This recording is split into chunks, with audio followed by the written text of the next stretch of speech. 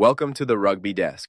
Ahead of this weekend's URC Final, Cullen sat down with Ryle Nugent on Premier Sports and touched on a topic that has divided Leinster supporters for years. Why, with all their resources, all their internationals, and all their talent, don't Leinster have more trophies to show for it? It's a fair question, but listening to Cullen's answers, there may be another side to the story. What if one of Leinster's biggest challenges isn't a lack of talent, not coaching, not recruitment, but success itself?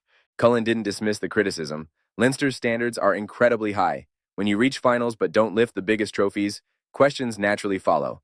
Supporters expect silverware. And after another Champions Cup exit, many have once again questioned whether this group is delivering on its potential. But Cullen also highlighted something many supporters rarely consider. While Leinster are preparing for another major final, several of their rivals have already been on holiday for weeks. Some are already planning for next season. Meanwhile, Leinster are still fighting for trophies, and that's only part of the story, because Leinster's biggest stars don't get the same off-season as most professional players. Many spend the summer with Ireland, others are selected for Lions tours. Those players often return later than their rivals and have shorter preparation periods before the next season begins. It's the price of producing world-class players. Think about the modern rugby calendar. European finals traditionally wrapped up around the final weekend of May. Yet here we are approaching the end of June, and Leinster are still competing for silverware. And if they beat the Bulls in the URC Final, many of those same Irish internationals could be boarding a flight to Australia just days later for Ireland's summer tour. The better you perform, the longer the season becomes. It's one of the reasons Cullen pushed back against suggestions that this season has somehow been a failure. Leinster lost 3 of their opening 4 URC matches. Many questioned whether they would even challenge for silverware. Yet here they are again, another final, another opportunity to win a trophy, and another season spent competing at the very top of the game.